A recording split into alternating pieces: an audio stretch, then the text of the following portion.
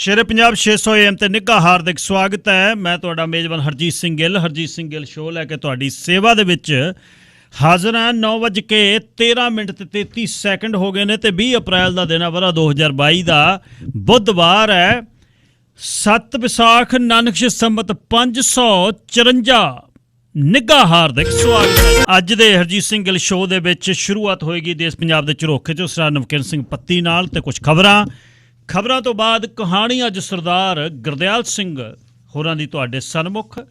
ਕਹਾਣੀ ਤੋਂ ਬਾਅਦ ਫਿਰ ਸੂਬੇ ਦੇ ਸਿਹਤ ਮੰਤਰੀ ਏਡਰੀਅਨ ਡਿਕਸ ਆਉਣਗੇ, ਆਨਰੇਬਲ ਏਡਰੀਅਨ ਡਿਕਸ। ਗੱਲ ਕਰਨਗੇ ਕਿ ਬਾਹਰੋਂ ਪੜ੍ਹੀਆਂ ਨਰਸਿਸ ਨੂੰ ਹੁਣ BC ਦੇ ਵਿੱਚ ਛੇਤੀ ਨਰਸਿਸ ਦੇ ਤੌਰ 'ਤੇ ਕੰਮ ਕਰਨ ਦੇ ਲਈ ਉਹ ਕੀ ਬਦਲਾਅ ਲਿਆ ਰਹੇ ਨੇ। ਸਿਹਤ ਸੇਵਾਵਾਂ ਦੀ ਗੱਲ, ਸਰੀ ਦੇ ਹਸਪਤਾਲ ਦੀ ਗੱਲ ਉਹਨਾਂ ਨਾਲ ਕਰਾਂਗੇ ਕਿ ਜਦ ਨੂੰ ਤੁਸੀਂ ਹਸਪਤਾਲ ਛੱਤਣਾ, ਜਦ ਨੂੰ ਮਿਲੀਅਨ ਦੇ ਕਰੀਬ ਆਬਾਦੀ ਹੋ ਜਾਣੀ ਹੈ, 1.5 ਲੱਖ ਆਬਾਦੀ ਵੱਧ ਆ ਵੈਨਕੂਵਰ ਦੀ, ਅਤੇ ਉੱਥੇ ਕਿੰਨੇ ਹਸਪਤਾਲ ਨੇ ਅਤੇ ਸਰੀ 'ਚ ਕਿੰਨੇ ਨੇ, ਸਰਕਾਰਾਂ ਕੀ ਕਰ ਰਹੀਆਂ ਨੇ, ਅਤੇ 5-5 4-4 ਘੰਟੇ ਜਦ ਬੈਠਣਾ ਪੈਂਦਾ ਐਮਰਜੈਂਸੀ 'ਚ। ਕਾਸ਼ ਇਹ MLA ਅਤੇ ਮਿਨਿਸਟਰ ਆ ਕੇ ਬੈਠਣ, ਫਿਰ ਪਤਾ ਲੱਗੇ ਕਿ ਕੀ ਵੇਟ। ਇਸ 'ਤੇ ਗੱਲਬਾਤ ਹੋਏਗੀ। 604 204 0600 604 204 0600 ਆਉਣ ਨੰਬਰ ਹੈ। 604 729 1224 WhatsApp 'ਤੇ ਟੈਕਸਟ ਲਈ ਇਹ ਨੰਬਰ ਹੈ। ਇੱਕ ਟੱਕ ਤੇ ਅਨਮੇਖ ਲਗਾ ਕੇ ਟੇਕ ਰਿਹਾ ਮੈਂ ਦੇਖ, ਕੋਈ ਕਦ ਆਵੇ ਪਾਰੋਂ ਦੇਸ ਵੇ ਸੱਜਣਾ ਚਮਚਮ ਕਰਦੀ ਰੇਤ ਸੀ। ਅੱਜ ਤਾਂ ਤਾਰਾ ਗਣ ਅਚੇਤ ਤੇ ਚਿੱਟਾ ਚੰਦ ਵੀ ਆਇਆ ਮੇਚ ਵਿੱਚ, ਜਾਂਦੀ ਉੱਡਦੀ ਵਿਰਥੀ ਪਾਉਣ ਫਰਾਟੇ ਭਰਦੀ ਲਾਉਂਦੀ ਹੇਕ, ਬੇਫਰਫਰ ਉੱਡਣ ਚੇਤਰ ਘੜੀਆਂ ਨਾ ਜਾਵਣ ਫੜੀਆਂ ਤੇ ਕਰ ਅੜੀਆਂ, ਨੀਲ ਸਰਾਂ ਨੂੰ ਮਹਿਕਾਂ ਚੜੀਆਂ ਬੇ ਲੱਗੀਆਂ ਸੋਹਣੇ ਸੰਦਲਬਾਰ ਸੱਜਣ ਗੁੱਲ ਝੜੀਆਂ, ਕਦੋਂ ਸੀ ਸੁੱਤੀਆਂ ਕਦੋਂ ਉੱਠ ਖੜੀਆਂ, ਸਪੱਤਲ ਵੇਲਾਂ ਸੋਹਣੀਆਂ ਬੜੀਆਂ, ਤੇ ਫਿਰ ਤੂੰ ਆਇਓ ਮੇਰੇ ਪੀਰ ਤੇ ਬਦਲੀ ਚਾਨਣ ਦੀ ਤਾਸੀਰ, ਤੇ ਕੰਨੀ ਘੁਲ ਗਏ ਖੰਡ ਤੇ ਖੀਰ, ਜਿਉਂ ਵਗਦਾ ਹੈ ਵਿੱਚ ਨਸਾਰੀ ਨੀਰ ਵੇ ਗਾਉਂਦਾ ਬੌਰੇਪਣ ਵਿੱਚ ਹੀਰ, ਕਿ ਹੁਣ ਤਾਂ ਮਿਟ ਗਏ ਸਭ ਕਲੇਸ਼, ਕੇ ਨਾਚੇ ਮਾਥੇ ਮੈਂ ਉਰਗੇਸ਼ ਵੇ, ਅੱਜ ਤਾਂ ਮੌਲ ਸਰੇ ਦਾ ਤੇਲ ਕਰਾਂ ਮੈਂ ਪੇਸ਼, ਤੇ ਚੁੰਮਲਾ ਕਾਲੇ ਕਾਲੇ ਕੇਸ਼ ਵੇ ਸੱਜਣਾ ਠੰਡੀ ਠੰਡੀ ਪਾਉਣ ਫਰਾਟੇ ਭਰਦੀ ਲਾਉਂਦੀ ਹੇਕ, ਤੇ ਨਾਲੇ ਚਮਚਮ ਕਰਦੀ ਰੇਤ ਵੇ ਸੱਜਣਾ ਚਮਚਮ ਕਰਦੀ ਰੇਤ। ਸਤੰਦਰ ਸਰਤਾਜ ਗਾਉਂਦਾ ਤੇ ਹਰਮਨਜੀਤ ਲਿਖਦਾ ਹੈ। ਤੁਸੀਂ ਹਰਜੀਤ ਸਿੰਘ ਗਿੱਲ ਸ਼ੋਅ ਦੇ ਵਿੱਚ ਮੇਰੇ ਨਾਲ ਸ਼ਾਮਲ ਹੋ, ਧੰਨਵਾਦ ਹੈ। ਤੇ ਚੱਲਾਂਗੇ ਪੰਜਾਬ ਨੂੰ, ਦੇਸ਼ ਪੰਜਾਬ ਦੇ ਝਰੋਖੇ 'ਚੋਂ ਸਰਦਾਰ ਨਵਕਿਰਨ ਸਿੰਘ ਪੱਤੀ ਗੱਲਬਾਤ ਕਰਨਗੇ, ਤੇ ਸਰਦਾਰ ਸਤਿੰਦਰਪਾਲ ਸਿੰਘ ਬਰਾੜ ਤੁਹਾਨੂੰ ਇਸ ਸੈਗਮੈਂਟ ਤੁਹਾਡੇ ਤੱਕ ਪਹੁੰਚਦੀ ਕਰਦੇ ਨੇ। ਬਰਾੜ ਉਹਨਾਂ ਕੋਲ ਨਵੀਆਂ ਲਿਸਟਿੰਗ ਜਿਹੜੀਆਂ ਆਈਆਂ ਨੇ, 4 ਬੈਡਰੂਮ 3 ਵਾਸ਼ਰੂਮ ਦਾ 1650 square foot 4 storey town house Surrey 'ਚ 2010 ਦਾ ਬਣਿਆ ਹੋਇਆ, 92 ਤੇ 121 ਤੇ ਇਸ ਤਰ੍ਹਾਂ ਹੀ 4 ਬੈਡਰੂਮ ਤੇ 3 ਵਾਸ਼ਰੂਮ 9,29,000 ਦਾ, ਇਹ ਵੀ ਸਰੀ 'ਚ। 604 906 74 13 604 906 7413 ਸਰਦਾਰ ਸਤਿੰਦਰਪਾਲ ਸਿੰਘ ਬਰਾੜ, ਚੰਦ ਨਵਾਂ ਪਿੰਡ ਆ ਪਿਛਲਾ, ਮੋਗੇ ਨੇੜੇ। ਸਰਦਾਰ ਨਵਕਿਰਨ ਸਿੰਘ ਜੀ, ਸਵਾਗਤ, ਸਤਿ ਸ੍ਰੀ ਅਕਾਲ। ਸ਼ੁਕਰੀਆ ਗਿੱਲ ਸਾਹਿਬ ਜੀ। ਸਭ ਤੋਂ ਪਹਿਲਾਂ ਤੁਹਾਨੂੰ ਅਤੇ ਸ਼ੇਰੇ ਪੰਜਾਬ ਰੇਡੀਓ ਸੁਣ ਰਹੇ ਸਾਰੇ ਹੀ ਸਰੋਤਿਆਂ ਨੂੰ ਮੇਰੇ ਵੱਲੋਂ ਵੀ ਪਿਆਰ ਭਰੀ ਸਤਿ ਸ੍ਰੀ ਅਕਾਲ ਜੀ। ਜੀ ਗਿੱਲ ਸਾਹਿਬ। ਅੱਛਾ, ਪੰਜਾਬ ਪੁਲਿਸ ਕਹਿੰਦੇ ਕੁਮਾਰ ਵਿਸ਼ਵਾਸ ਤੇ ਅਲਕਾ ਲਾਂਬਾ ਦੇ ਘਰੇ ਜਾ ਬੜੀ ਸੁੱਖ ਹੈ। ਜੀ ਗਿੱਲ ਸਾਹਿਬ, ਦੇਖੋ ਇਹ ਜਿਹੜਾ ਰਾਹ ਫੜਿਆ, ਮੈਨੂੰ ਲੱਗਦਾ ਇਹ ਰਾਹ ਠੀਕ ਨਹੀਂ ਹੈ। ਕੁਮਾਰ ਵਿਸ਼ਵਾਸ ਵੀ ਆਮ ਆਦਮੀ ਪਾਰਟੀ ਦਾ ਪੁਰਾਣਾ ਲੀਡਰ ਹੈ। ਕੁਮਾਰ ਵਿਸ਼ਵਾਸ ਬਹੁਤ ਚੋਟੀ ਦਾ ਕਵੀ ਹੈ। ਕੁਮਾਰ ਵਿਸ਼ਵਾਸ ਦੀਆਂ ਬਹੁਤ ਸਾਰੇ ਕਮੈਂਟਾਂ ਕਰਕੇ ਉਹ ਦੁਨੀਆ ਭਰ ਦੇ ਵਿੱਚ ਮਕਬੂਲ ਹੋਇਆ, ਖਾਸ ਕਰਕੇ ਹਿੰਦੀ ਭਾਸ਼ਾਈ ਮੀਡੀਆ ਦੇ ਵਿੱਚ। ਔਰ ਆਮ ਆਦਮੀ ਪਾਰਟੀ ਦੇ ਵਿੱਚ ਕੁਮਾਰ ਵਿਸ਼ਵਾਸ ਦੀ ਤੂਤੀ ਬੋਲਦੀ ਸੀ ਕੇਜਰੀਵਾਲ ਤੋਂ ਬਾਅਦ ਦੂਜੇ ਨੰਬਰ ਦੇ ਉੱਤੇ ਕਿਸੇ ਸਮੇਂ। ਅਲਕਾ ਲਾਂਬਾ ਵੀ ਆਮ ਆਦਮੀ ਪਾਰਟੀ ਦੀ ਵੱਡੀ ਲੀਡਰ ਰਹੀ ਹੈ, ਆਮ ਆਦਮੀ ਪਾਰਟੀ ਦੀ MLA ਰਹੀ ਹੈ, ਔਰ ਅਲਕਾ ਲਾਂਬਾ ਵੀ ਆਮ ਆਦਮੀ ਪਾਰਟੀ ਨੂੰ ਖੜੇ ਕਰਨ ਵਾਲਿਆਂ ਚੋਂ ਆ। ਸੋ ਦੋਨਾਂ ਦੇ ਘਰ ਪੰਜਾਬ ਪੁਲਿਸ ਦੀ ਟੀਮ ਜਾ ਪਹੁੰਚੀ ਸਵੇਰੇ ਸਵੇਰੇ। ਗਾਜ਼ੀਆਬਾਦ ਸਥਿਤ ਕੁਮਾਰ ਵਿਸ਼ਵਾਸ ਦੇ ਘਰ ਤੇ ਦਿੱਲੀ ਸਥਿਤ ਅਲਕਾ ਲਾਂਬਾ ਦੇ ਘਰ ਪੰਜਾਬ ਪੁਲਿਸ ਦੀ ਟੀਮ ਦਾ ਪਹੁੰਚਣਾ ਬਹੁਤ ਸਵਾਲ ਖੜੇ ਕਰਦਾ ਹੈ। ਇਹਨੂੰ ਲੈ ਕੇ ਮਾਹੌਲ ਭਖ ਗਿਆ। ਪੂਰੇ ਦੇਸ਼ ਦੇ ਵਿੱਚੋਂ ਰਾਜਨੀਤਿਕ ਪਾਰਟੀਆਂ ਨੇ ਬੋਲਣਾ ਸ਼ੁਰੂ ਕੀਤਾ। ਦਰਅਸਲ ਗਿੱਲ ਸਾਹਿਬ ਹੋਇਆ ਇਹ ਕਿ ਆਪਦੇ ਹੀ ਪੁਰਾਣੇ ਲੀਡਰਾਂ ਦੇ ਖਿਲਾਫ, ਜਿਵੇਂ ਇਹਨੂੰ ਪੰਜਾਬੀ 'ਚ ਕਹਿਣਾ ਹੋਵੇ, ਕਿਹੜ ਕੱਢਣੀ, ਬਦਲਾ ਲੈਣਾ, ਸ਼ਰੀਕੇਬਾਜ਼ੀ ਕਰਨੀ, ਇਹ ਰਾਹ ਆ ਜਿਹੜਾ ਉਹ ਕੇਜਰੀਵਾਲ ਹੋਰਾਂ ਨੇ ਇਖਤਿਆਰ ਕੀਤਾ। ਇਹ ਰਾਹ ਠੀਕ ਨਹੀਂ ਹੈ। ਭਗਵੰਤ ਮਾਨ ਨੂੰ ਘੱਟੋ ਘੱਟ ਸੋਚਣਾ ਚਾਹੀਦਾ। ਪੰਜਾਬ ਦੀ ਇਹ ਫਿਤਰਤ ਨਹੀਂ ਰਹੀ। ਰਾਜਨੀਤਿਕ ਲੀਡਰ ਇੱਕ ਦੂਜੇ ਖਿਲਾਫ ਬਿਆਨ ਦਿੰਦੇ ਆਏ ਨੇ, ਦਿੰਦੇ ਰਹਿੰਦੇ ਨੇ, ਬਹੁਤ ਬੇਤੁਕੇ ਬਿਆਨ ਵੀ ਇੱਕ ਦੂਜੇ ਖਿਲਾਫ ਦਿੰਦੇ ਨੇ। ਕਈ ਵਾਰ ਕੇਸ ਵੀ ਦਰਜ ਹੋ ਜਾਂਦੇ ਨੇ, ਪਰ ਆਪਾਂ ਨੂੰ ਪਤਾ ਹੁੰਦਾ ਕਿ ਉਹ ਕੇਸ ਸਿਰਫ ਕਹਿਣ ਨੂੰ ਹੁੰਦੇ ਨੇ ਔਰ ਉਦੋਂ ਬਾਅਦ ਅੱਗੇ ਕਹਾਣੀ ਨਹੀਂ ਤੁਰਦੀ। ਪਰ ਇੱਥੇ ਕੀ ਹੋਇਆ ਕਿ ਚੋਣਾਂ ਦੇ ਦਿਨਾਂ ਦੌਰਾਨ ਕੁਮਾਰ ਵਿਸ਼ਵਾਸ ਨੇ ਬਹੁਤ ਸਾਰੇ ਕਮੈਂਟ ਕੀਤੇ ਕੇਜਰੀਵਾਲ ਦੇ ਖਿਲਾਫ। ਔਰ ਅਲਕਾ ਲਾਂਬਾ ਅੱਜ ਕੱਲ੍ਹ ਕਾਂਗਰਸ ਦੀ ਲੀਡਰ ਹੈ, ਉਹ ਪੰਜਾਬ ਦੇ ਵਿੱਚ ਆ ਕੇ ਕਾਂਗਰਸੀ ਲੀਡਰ ਦੇ ਤੌਰ ਤੇ ਉੱਤੇ ਬਹੁਤ ਸਾਰੇ ਥਾਵਾਂ ਤੇ ਬੁਲਾਰਾ ਬੋਲਦੀ ਰਹੀ। ਬਹੁਤ ਸਾਰੇ ਕਮੈਂਟ ਉਹਨੇ ਕੇਜਰੀਵਾਲ ਖਿਲਾਫ ਕੀਤੇ। ਦੋਨਾਂ ਖਿਲਾਫ 12 ਅਪ੍ਰੈਲ ਨੂੰ, ਹਾਲਾਂਕਿ ਵੋਟਾਂ ਲੰਘੀਆਂ ਨੂੰ ਕਿੰਨਾ ਟਾਈਮ ਹੋ ਗਿਆ, 12 ਅਪ੍ਰੈਲ ਨੂੰ ਦੋਨਾਂ ਖਿਲਾਫ ਰੋਪੜ 'ਚ ਕੇਸ ਦਰਜ ਹੋ ਗਿਆ। ਥਾਣਾ ਸਦਰ ਰੂਪਨਗਰ ਵਿਖੇ ਧਾਰਾ 153, 153A, 505, 505(2), 116 RW, 143, 147, 323, 341, 120 BIPC ਤੇ 125 ਲੋਕ ਪ੍ਰਤੀਨਿਧੀ ਐਕਟ। ਗੱਲ ਸਾਹਿਬ ਅੱਧੀ ਦਰਜਨ ਤਾਂ ਧਰਾਵਾਂ ਲਾਤੀਆਂ ਇਹਨਾਂ ਤੇ, ਬਾਲੀਆਂ ਲਾਤੀਆਂ। ਤਾਂ ਇਹ ਜਿਹੜਾ ਕੀ ਜੀ ਕੇਸ ਦਰਜ ਹੋਇਆ ਰੋਪੜ ਦੇ ਵਿੱਚ, ਦੋਨਾਂ ਦੇ ਘਰੇ ਜਾ ਕੇ ਨੋਟਿਸ ਦੇਤੇ ਵੀ ਭਾਈ ਤੁਸੀਂ ਰੋਪੜ ਆਓ, ਦੋਨੇ ਆ ਕੇ ਉੱਥੇ ਪੁਲਿਸ ਕੋਲੇ ਆਪਦਾ ਸਪਸ਼ਟੀਕਰਨ ਦੱਸੋ। ਔਰ ਇਹਦੀ ਪੂਰੀ ਦੀ ਪੂਰੀ ਇੱਕ ਕਹਾਣੀ ਘੜੀ ਗਈ ਹੈ ਮਾਹਰਾਂ ਤੋਂ, ਵਕੀਲਾਂ ਤੋਂ ਰਾਇ ਲੈ ਕੇ ਕਿ ਦੇਖੋ ਜੀ ਸਾਡੇ ਕੋਲ ਜਿਹੜਾ ਬੰਦਾ ਕੇਸ ਦਰਜ ਕਰਾਉਣ ਆਇਆ ਉਹ ਕਹਿੰਦਾ ਅਸੀਂ ਘੁੰਮ ਰਹੇ ਸੀ ਪਿੰਡਾਂ ਦੇ ਵਿੱਚ, ਅਸੀਂ ਆਮ ਆਦਮੀ ਪਾਰਟੀ ਦੇ ਵਰਕਰ ਹਾਂ। ਕੇਜਰੀਵਾਲ ਖਿਲਾਫ ਇਹਨਾਂ ਨੇ ਦੋਨਾਂ ਨੇ ਪ੍ਰਚਾਰ ਕੀਤਾ, ਜਿਹਦੇ ਕਰਕੇ ਲੋਕ ਸਾਨੂੰ ਪਿੰਡਾਂ 'ਚ ਘੇਰ ਰਹੇ ਨੇ, ਮਾਹੌਲ ਭਖ ਰਿਹਾ, ਇਸ ਕਰਕੇ ਇਹਨਾਂ ਦੇ ਖਿਲਾਫ ਜਿਹੜਾ ਕੇਸ ਦਰਜ ਕਰੋ। ਹੁਣ ਦਿੱਲੀ 'ਚ ਕਿਉਂ ਨਾ ਕਰਾਇਆ ਇਹਨਾਂ ਖਿਲਾਫ ਕੇਸ ਦਰਜ? ਕੇਜਰੀਵਾਲ ਨੇ ਖੁਦ ਕਿਉਂ ਨਾ FIR ਦਰਜ ਕਰਵਾਈ? ਔਰ ਆਪ ਜਦੋਂ ਤੁਹਾਡੇ ਖਿਲਾਫ ਦਰਜ ਹੋ ਗਈਆਂ ਤੁਸੀਂ ਮਾਫੀਆ ਮੰਗ ਕੇ ਚਲੇ ਗਏ। ਸੋ ਸਵਾਲ ਤਾਂ ਗਿੱਲ ਸਾਹਿਬ ਹੁਣ ਇਹ ਹੈ ਕਿ ਕੇਜਰੀਵਾਲ ਪੰਜਾਬ ਦੇ ਲੋਕਾਂ ਨੇ ਨਹੀਂ ਚੁਣਿਆ, ਭਗਵੰਤ ਮਾਨ ਨੂੰ ਚੁਣਿਆ। ਭਗਵੰਤ ਮਾਨ ਨੂੰ ਸਟੈਂਡ ਲੈਣਾ ਚਾਹੀਦਾ, ਸਪਸ਼ਟੀਕਰਨ ਦੇਣਾ ਚਾਹੀਦਾ ਔਰ ਆਉਣ ਵਾਲੇ ਸਮੇਂ ਦੇ ਵਿੱਚ ਇਹ ਦੱਸਣਾ ਚਾਹੀਦਾ ਕਿ ਪੰਜਾਬ ਪੁਲਿਸ ਨੂੰ ਏਦਾਂ ਬਦਲਾ ਲੂ ਭਾਵਨਾ ਦੇ ਤਹਿਤ ਕਿਤੇ ਗਾਜ਼ੀਆਬਾਦ, ਕਿਤੇ ਦਿੱਲੀ, ਕਿਤੇ ਆਉਣ ਵਾਲੇ ਦਿਨਾਂ 'ਚ ਹੋਰ ਕਿਸੇ ਪਾਸੇ ਤੋਰਨਾ ਜਾਂ ਪੰਜਾਬ ਦੇ ਲੋਕਾਂ ਦੀ ਸੁਰੱਖਿਆ ਦੇ ਲਈ ਕੰਮ ਕਰਵਾਉਣਾ ਹੈ ਜੀ। ਅੱਛਾ ਜੀ, ਲੁਧਿਆਣੇ ਕਹਿੰਦੇ ਪ੍ਰਵਾਸੀ ਮਜ਼ਦੂਰ ਕਈ ਨੁਕਸਾਨੇ ਗਏ, ਝੁੱਗੀਆਂ ਨੂੰ ਅੱਗ ਲੱਗ ਗਈ ਜੀ। ਵਾਕਈ ਜੀ ਬਹੁਤ ਮੰਦਭਾਗੀ ਘਟਨਾ ਹੋਈ ਹੈ ਗਿੱਲ ਸਾਹਿਬ ਲੁਧਿਆਣਾ ਦੇ ਵਿੱਚ ਇਹ, ਔਰ ਇੱਕੋ ਪਰਿਵਾਰ ਦੇ 5 ਬੱਚਿਆਂ ਸਣੇ 7 ਜੀ ਮਾਰੇ ਗਏ। ਔਰ ਲੁਧਿਆਣਾ ਦੇ ਵਿੱਚ ਇਹ ਜਿਹੜੀ ਅੱਜ ਸਵੇਰੇ ਝੁੱਗੀ ਨੂੰ ਅੱਗ ਲੱਗੀ ਔਰ ਉਦੋਂ ਪ੍ਰਵਾਸੀ ਮਜ਼ਦੂਰ ਸੁੱਤੇ ਪਏ ਸੀਗੇ। ਟਿੱਬਾ ਰੋਡ ਦੇ ਉੱਤੇ ਮਿਊਨਿਸਪਲ ਕੂੜਾ ਡੰਪ ਦੇ ਯਾਰਡ ਦੇ ਨੇੜੇ ਇਹ ਘਟਨਾ ਵਾਪਰੀ ਹੈ। ਮਰਨ ਵਾਲਿਆਂ 'ਚ 2 ਸਾਲ ਦਾ ਬੱਚਾ ਹੈ, 55 ਸਾਲਾਂ ਦਾ ਘਰ ਦਾ ਮੁਖੀ, 53 ਸਾਲਾਂ ਦੀ ਉਹਦੀ ਪਤਨੀ, 3 ਬੇਟੀਆਂ ਸ਼ਾਮਲ ਨੇ। ਔਰ ਇਹ 7 ਜਣਿਆਂ ਦੀ ਮੌਤ ਆ ਜਿਹੜੀ ਉਹ ਹੋਈ ਹੈ। ਬਿਹਾਰ ਦੇ ਰਹਿਣ ਵਾਲੇ ਸੀ। 30 ਅਪ੍ਰੈਲ ਨੂੰ ਇਹਨਾਂ ਦੀ ਵੱਡੀ ਬੇਟੀ ਦਾ ਬਿਹਾਰ 'ਚ ਵਿਆਹ ਰੱਖਿਆ ਹੋਇਆ ਸੀ। ਘਰੇ ਤਿਆਰੀਆਂ ਚੱਲ ਰਹੀਆਂ, ਇਹਨਾਂ ਨੇ 1-2 ਦਿਨਾਂ ਦੇ ਵਿੱਚ ਹੀ ਬਿਹਾਰ ਨੂੰ ਜਾਣਾ ਸੀਗਾ, ਉੱਥੇ ਜਾ ਕੇ 30 ਅਪ੍ਰੈਲ ਦਾ ਵਿਆਹ ਕਰਨਾ ਸੀਗਾ।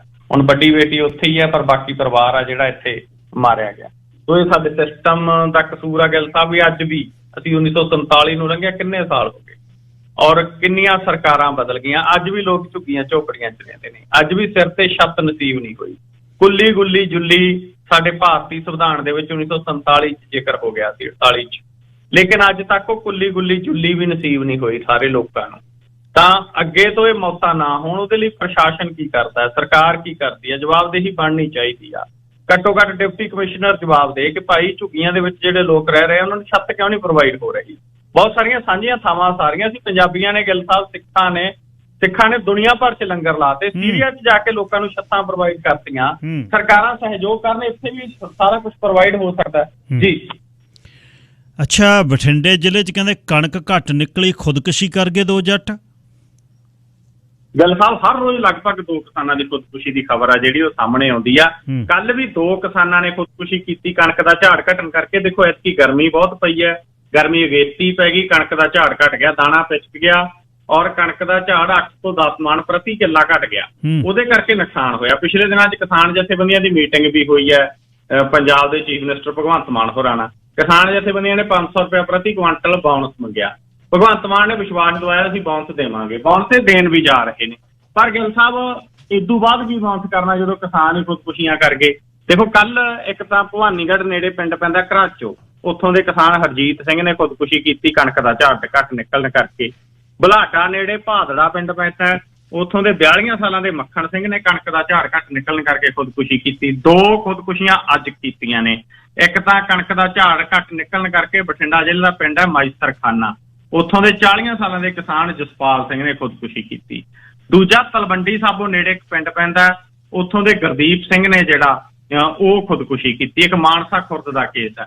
ਤਾਂ ਇਹ ਲਗਾਤਾਰ ਖੁਦਕੁਸ਼ੀਆਂ ਹੋ ਰਹੀਆਂ। ਸਰਕਾਰ ਨੂੰ ਬਣਦਾ ਗਾ ਕਿ ਉਹ ਮੁਆਵਜ਼ਾ ਗਾ ਜਿਹੜਾ ਕਿਸਾਨਾਂ ਨੂੰ ਘੱਟ ਝਾੜ ਦਾ ਉਹ ਦੇਵੇ, ਬਾਉਂਸ ਦੇਵੇ ਪ੍ਰਤੀ ਏਕੜ।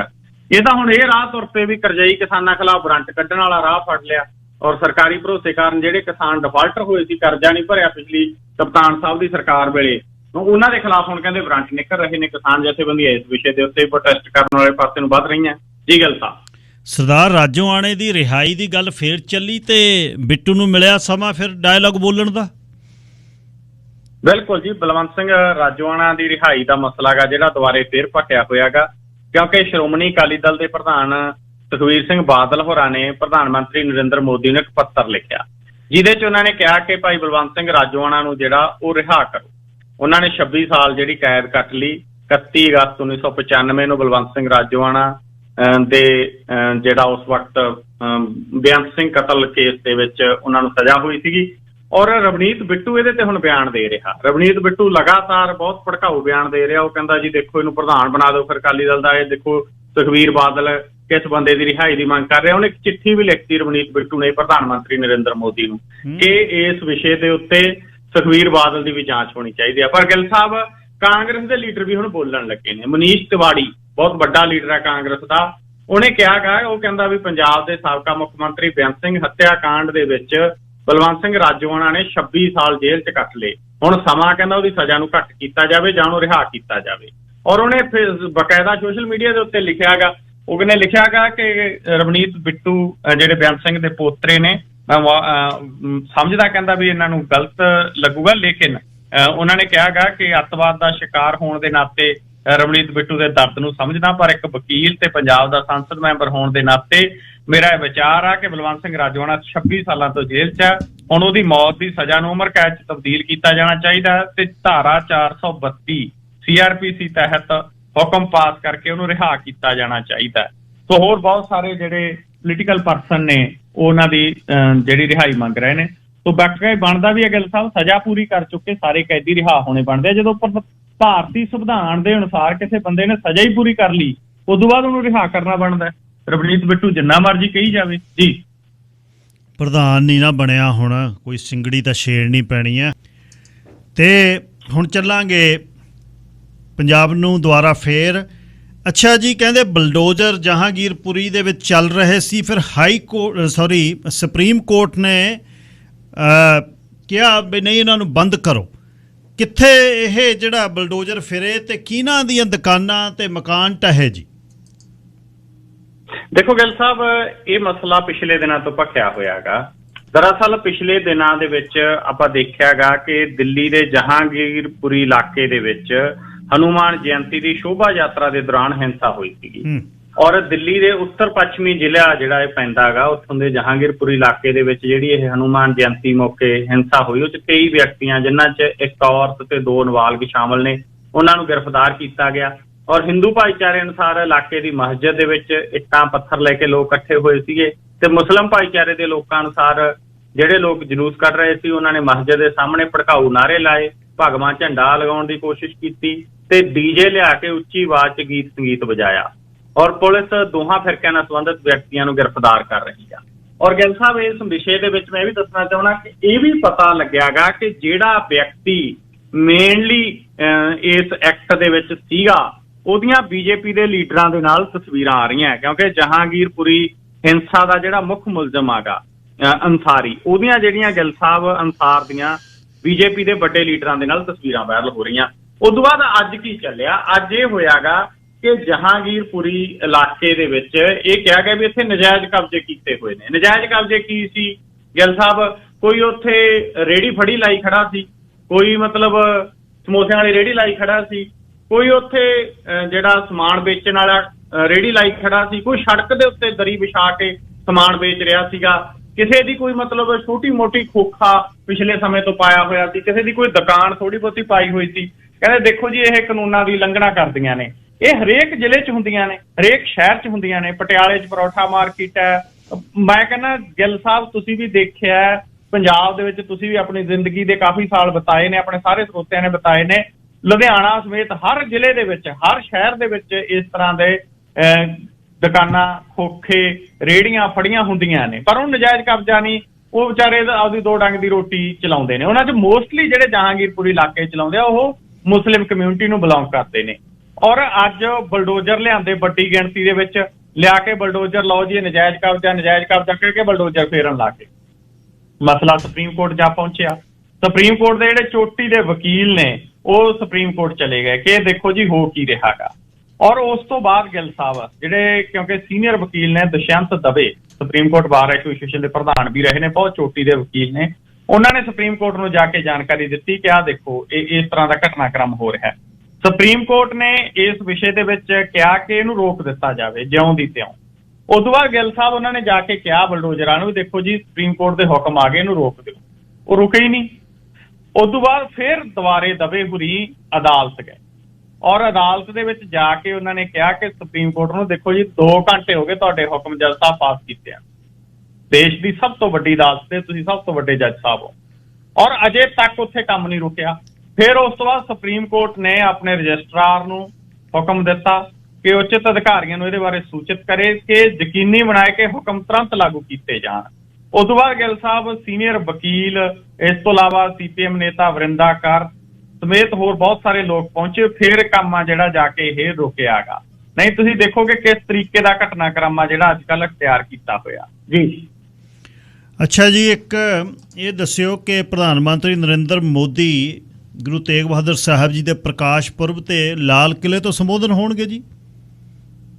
ਵਾਕਈ ਜੀ ਇਸ ਵਾਰ ਲਾਲ ਕਿਲ੍ਹੇ ਦੇ ਉੱਤੇ ਬਹੁਤ ਵੱਡਾ ਸਮਾਗਮ ਆ ਜਿਹੜਾ ਸ਼੍ਰੀ ਗੁਰੂ ਤੇਗ ਬਹਾਦਰ ਜੀ ਦੇ 400ਵੇਂ ਪ੍ਰਕਾਸ਼ ਪੁਰਬ ਨੂੰ ਸਮਰਪਿਤ ਹੋ ਰਿਹਾ ਗਾ।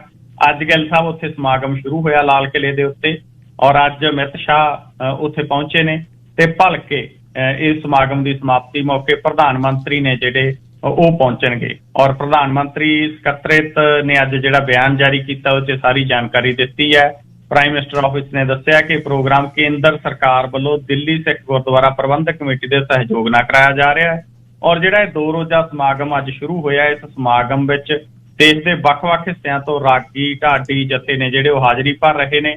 ਇਸ ਦੌਰਾਨ ਜਿਹੜਾ ਸ਼੍ਰੀ ਗੁਰੂ ਤੇਗ ਬਹਾਦਰ ਜੀ ਦੇ ਜੀਵਨ ਦੇ ਉੱਤੇ ਆਧਾਰਿਤ ਲਾਈਟ ਐਂਡ ਸਾਊਂਡ ਸ਼ੋਅ ਵੀ ਹੈ ਜਿਹੜਾ ਕਰਵਾਇਆ ਜਾਊਗਾ ਔਰ ਇਸ ਦੌਰਾਨ ਭਲਕੇ ਪ੍ਰਧਾਨ ਮੰਤਰੀ ਨਰਿੰਦਰ ਮੋਦੀ ਇੱਕ ਵਿਸ਼ੇਸ਼ ਸਿੱਕਾ ਤੇ ਡਾਕ ਟਿਕਟ ਵੀ ਹੈ ਜਿਹੜੀ ਸ਼੍ਰੀ ਗੁਰੂ ਤੇਗ ਬਹਾਦਰ ਜੀ ਦੇ ਪ੍ਰਕਾਸ਼ ਪੁਰਬ ਮੌਕੇ ਉਹਨਾਂ ਨਾਲ ਸੰਬੰਧਿਤ ਉਹ ਜਾਰੀ ਕਰਨਗੇ।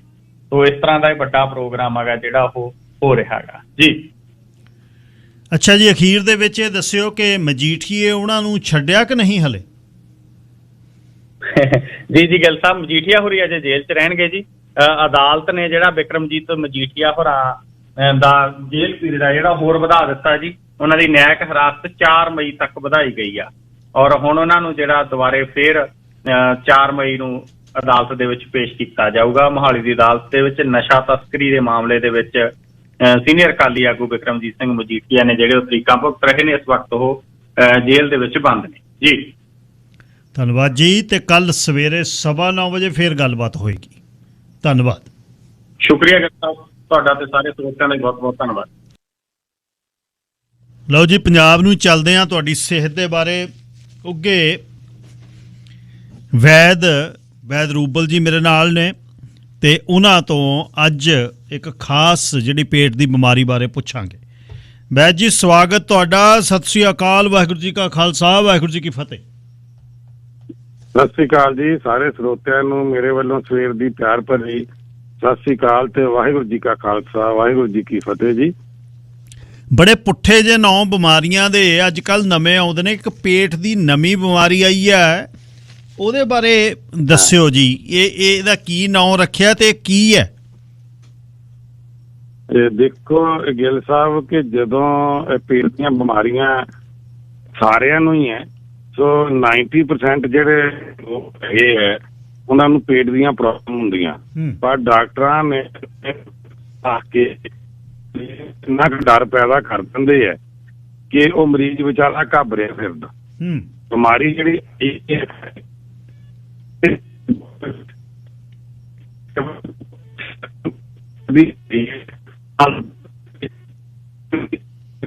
ਛੋਟੇ ਛੋਟੇ ਜ਼ਖਮ ਹੋ ਜਾਂਦੇ ਆ ਜੀ, ਤੇ ਹਰ ਚੀਜ਼ ਜਿਹੜੀ ਆ ਉਹ ਅਲਰਜੀ ਹੁੰਦੀ ਹੈ। ਜਦੋਂ ਅਸੀਂ ਖਾਂਦੇ ਹਾਂ, ਦੁੱਧ ਪੀਂਦੇ ਆ ਉਹਦੇ ਨਾਲ ਵੀ ਅਲਰਜੀ ਹੁੰਦੀ ਹੈ, ਕਣਕ ਖਾਂਦੇ ਆ ਉਹਦੇ ਨਾਲ ਵੀ ਅਲਰਜੀ ਹੁੰਦੀ ਹੈ, ਤੇ ਕਾਜੂ ਬਦਾਮਾਂ ਦੇ ਨਾਲ ਜਾਂ ਹੋਰ ਇਹੋ ਜਿਹੀਆਂ ਚੀਜ਼ਾਂ ਜਿਹੜੀਆਂ ਉਹ ਜਦੋਂ ਨਿਕਲਦਾ ਤੇ ਉਹਨੂੰ ਅਲਰਜੀ ਕਰ ਦਿੰਦੇ ਆ ਤੇ ਡਾਕਟਰਾਂ ਨੇ ਨਾਂ ਰੱਖਦਾ IBS। ਸੋ ਇਹ ਬੜਾ ਇੱਕ ਨਵੇਕਲਾ ਦੀ ਗੱਲ ਹੈਗੀ ਹੈ ਕਿ ਜਿਹਨੂੰ ਡਾਕਟਰ ਕਹਿ ਦਿੰਦੇ ਆ ਜੀ ਤੈਨੂੰ ਤੇ IBS ਦੀ ਬਿਮਾਰੀ ਹੋ ਗਈ, ਤੇ ਉਹ ਵਿਚਾਰਾ 4 ਦਿਨ ਤੋਂ ਪਹਿਲਾਂ ਸੋਚੀ ਪਿਆ ਰਹਿੰਦਾ ਖਰੇ ਡਾਕਟਰ ਨੇ ਮੈਨੂੰ ਢਿੱਡ 'ਚ ਕੈਂਸਰ ਹੀ ਦੱਸ ਦਿੱਤਾ, ਕੈਂਸਰ ਹੋ ਗਿਆ। ਕੀ ਕਰਨ ਦੀ ਗੱਲ ਨਹੀਂ, IBS ਜਿਹੜੀ ਹੈ ਸਿਰਫ ਅੰਤੜੀਆਂ ਦੀ ਸੋਜ, ਛੋਟੇ ਛੋਟੇ ਦਾਣੇ ਹੋ ਜਾਂਦੇ ਆ, ਅੰਤੜੀਆਂ ਦੇ ਵਿੱਚ ਹਲਕੀ ਸੋਜ ਹੋ ਜਾਂਦੀ ਹੈ, ਤੇ ਉਹਨੂੰ ਜਿਹੜੇ ਆ IBS ਦਾ ਨਾਂ ਦੇ ਕੇ ਤੇ ਉਹਦੇ ਵਾਸਤੇ ਇਲਾਜ ਐਲੋਪੈਥੀ ਦੇ ਵਿੱਚ ਕੋਈ ਨਹੀਂ। ਇਲਾਜ ਤਾਂ ਸਿਰਫ ਇੱਕੋ ਇੱਕ ਹੀ ਹੈ ਜੀ, ਸਵੇਰ ਨੂੰ ਉੱਠ ਕੇ ਤੇ ਗੈਸ ਵਾਲਾ ਕੈਪਸੂਲ ਖਾ ਲਓ, ਡਾਕਟਰਾਂ ਇਹ ਦੇ ਦਿੰਦੇ ਆ। ਇਲਾਜ ਕਹਿੰਦੇ ਕੋਈ ਨਹੀਂ, ਖਾਣ ਪੀਣ ਦਾ ਕੰਟਰੋਲ ਕਰੋ ਤੇ ਇਹ ਬਿਮਾਰੀ ਏਦਾਂ ਹੀ ਚੱਲਣੀ ਹੈ। ਪਰ ਆਯੁਰਵੈਦਿਕ ਦੇ ਵਿੱਚ IBS ਬਿਮਾਰੀ ਦਾ ਪਰਮਾਨੈਂਟ ਇਲਾਜ ਹੈ। ਜੇ ਇਸ ਬਿਮਾਰੀ ਤੋਂ ਕੋਈ ਬੰਦਾ ਆਦਮੀ ਭੈਣ ਭਾਈ ਪੀੜਤ ਹੈ ਤੇ ਸਾਡੇ ਜਿਹੜੇ ਵੈਨਕੂਵਰ ਸਰੀ ਵਾਲਾ ਕਲੀਨਿਕ ਹੈ ਉੱਥੇ ਬਲਵਿੰਦਰ ਰੂਬਲ ਜੀ ਬੈਠੇ ਹੈ, ਤੇ ਉਹਨਾਂ ਨਾਲ ਗੱਲਬਾਤ ਕਰ ਸਕਦੇ ਆ 778-917-0444 ਤੇ। ਸੋ 778-917-0444 ਤੇ ਉਹਨਾਂ ਨਾਲ ਗੱਲਬਾਤ ਕਰ ਸਕਦੇ ਆ। ਸੋ ਜਿਨ੍ਹਾਂ ਨੂੰ ਪੇਟ ਦੀ ਬਿਮਾਰੀ ਹੈ, IBS ਦੀ ਪ੍ਰੋਬਲਮ ਹੈ, ਜਾਂ ਇਹਦੇ ਨਾਲ ਰਿਲੇਟਡ ਹੋਰ ਕ੍ਰੋਨ ਡਿਜ਼ੀਜ਼ ਦੀ ਪ੍ਰੋਬਲਮ ਹੈ, ਜਿਹਨੂੰ ਜ਼ਖਮ ਹੋ ਜਾਂਦੇ ਆ, ਉਹਨੂੰ ਲੈਟਰੀਨਾਂ ਵੀ ਲੱਗਦੀਆਂ ਤੇ ਨਾਲ ਉਲਟੀਆਂ ਵੀ ਆਉਂਦੀਆਂ ਤੇ ਪੇਟ ਦੇ ਵਿੱਚ ਦਰਦ ਇਹ ਹੁੰਦੀ ਹੈ ਕਿ ਮਰੀਜ਼ ਜਿਹੜਾ ਹੈਗਾ ਉਹ ਮੰਜੇ ਤੋਂ। ਸੋ ਇਹ ਬਿਮਾਰੀਆਂ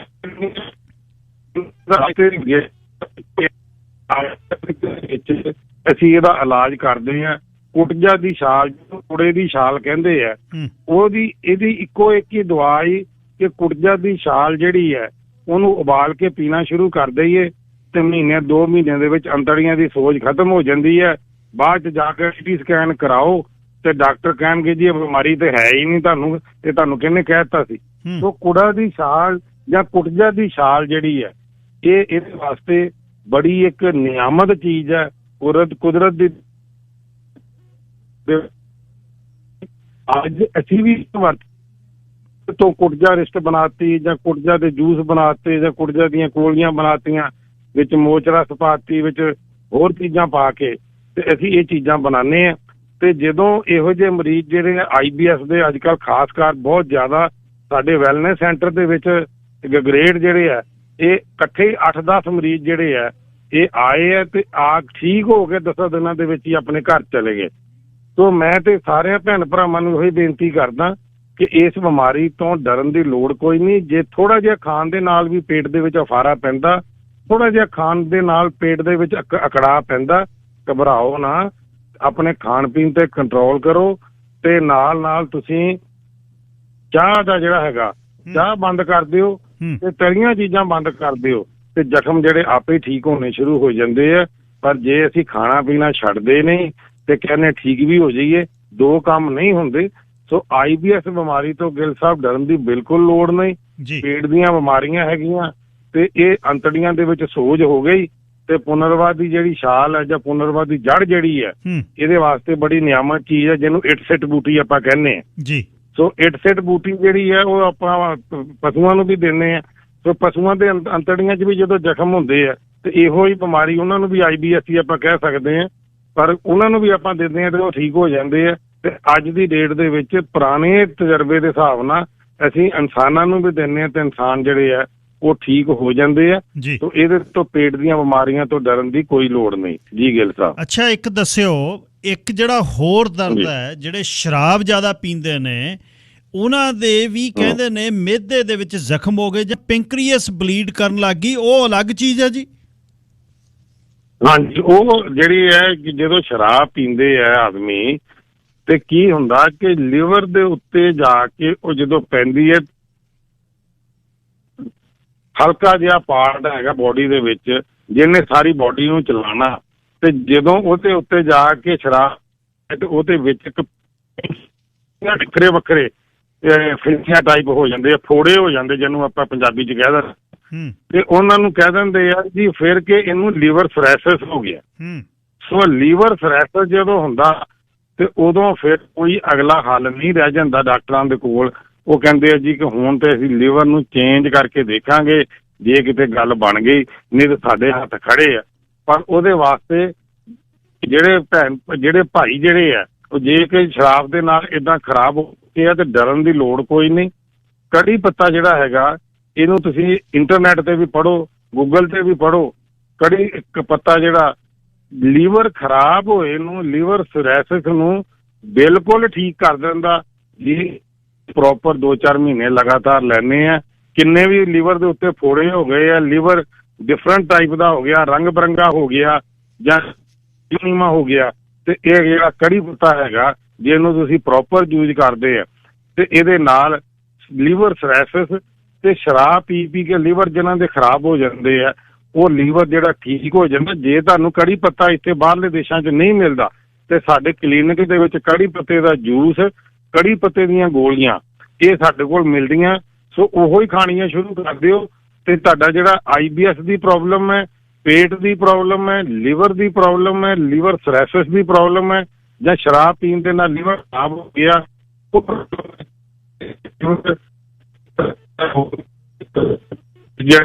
ਇਹ ਇੱਕ ਬਹੁਤ ਵੱਡੀ ਨਿਆਮਤ ਚੀਜ਼ ਹੈ। ਕੁਦਰਤ ਵਿੱਚ ਭਰੇ ਪਏ ਆ ਕੜੀ ਪੱਤੇ ਦੇ ਨਾਲ। ਲੋਕੀ ਪਹਿਲੇ ਇਹਨੂੰ ਬਾਲਦੇ ਸੀ ਤੇ ਹੁਣ ਅਸੀਂ ਇਹਨੂੰ ਕੈਨੇਡਾ ਤੇ ਅਮਰੀਕਾ ਦੇ ਵਿੱਚ ਰਜਿਸਟਰਡ ਕਰਵਾ ਦਿੱਤਾ ਤਾਂ ਕਿ ਲੋਕਾਂ ਦੀ ਜ਼ਿੰਦਗੀ ਬਚ ਸਕੇ।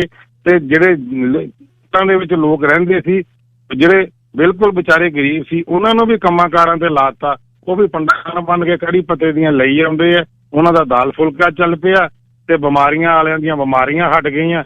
ਉਹ ਵੀ ਖੁਸ਼, ਵੀ ਖੁਸ਼ ਤੇ ਗਰੀਬ ਵੀ ਖੁਸ਼, ਤੇ ਇਹਦੇ ਨਾਲ ਅਸੀਂ ਸਾਰੇ ਖੁਸ਼। ਸੋ ਰੱਬ ਜਦੋਂ ਇਹ ਸਾਰਾ ਇੱਕ ਟੀਮ ਵਰਕ ਕੰਮ ਹੈ। ਸੋ ਰੱਬ ਵੀ ਖੁਸ਼ ਉਦੋਂ ਹੀ ਹੁੰਦਾ ਜਦੋਂ ਅਸੀਂ ਮਨ ਦੇ ਨਾਲ ਸੇਵਾ ਕਰਦੇ ਹਾਂ। ਜੀ ਗਿੱਲ ਸਾਹਿਬ, ਤੇ ਅਖੀਰ ਦੇ ਵਿੱਚ ਫੋਨ ਨੰਬਰ ਦੇ ਕੇ ਜਾਓ ਜੀ ਸਾਰੇ ਕਲੀਨਿਕਸ ਦੇ। ਬਿਲਕੁਲ ਜੀ, ਸਾਡੇ ਫੋਨ ਨੰਬਰ ਹੈ ਜੀ ਆਪਣੇ ਸਰੀ ਦੇ ਫੋਨ ਨੰਬਰ ਵੈਦ ਜੀ ਹੈ 7789170444 ਸਰੀ ਦੇ ਵਿੱਚ ਬੈਠੇ ਆ। ਟੋਰਾਂਟੋ ਦੇ ਵਿੱਚ ਗੁਰਵਿੰਦਰ ਰੂਬਲ ਜੀ 9058743333। ਮੇਰਾ ਫੋਨ ਨੰਬਰ ਜੇ ਤੁਸੀਂ ਕਦੀ ਮਿਲਣਾ ਚਾਹੁੰਦੇ ਆ ਤੇ 7574000000 ਦੇ ਉੱਤੇ ਗੱਲਬਾਤ ਕਰ ਸਕਦੇ ਆ। ਤੇ ਬਹੁਤੀ ਇਨਫੋਰਮੇਸ਼ਨ ਵਾਸਤੇ ਵੈਦਰੂਬਲ.com ਵੈਬਸਾਈਟ ਦੇ ਉੱਤੇ ਜਾ ਸਕਦੇ ਆ, ਜਾਂ ਵੈਦਰੂਬਲ YouTube Facebook ਦੇ ਉੱਤੇ ਤੁਸੀਂ ਸਰਚ ਕਰ ਸਕਦੇ ਆ। ਸਾਡੇ ਵੈਲਨੈਸ ਸੈਂਟਰ ਵਾਸਤੇ ਦੇਖ ਸਕਦੇ ਆ, ਜਾਂ ਵੈਲਨੈਸ ਸੈਂਟਰ ਵਾਸਤੇ ਆਪਣਾ ਪੈਕੇਜ ਬੁੱਕ ਕਰਵਾ ਸਕਦੇ ਆ। ਸੋ ਨੈਚੁਰਲ ਤਰੀਕੇ ਦੇ ਨਾਲ, ਬਿਨਾਂ ਗੋਲੀਆਂ ਤੋਂ, ਬਿਨਾਂ ਟੀਕਿਆਂ ਤੋਂ ਵੈਲਨੈਸ ਸੈਂਟਰ ਦੇ ਵਿੱਚ ਅਸੀਂ ਇਲਾਜ ਕਰਦੇ ਹਾਂ। ਕੋਈ ਟੀਕਾ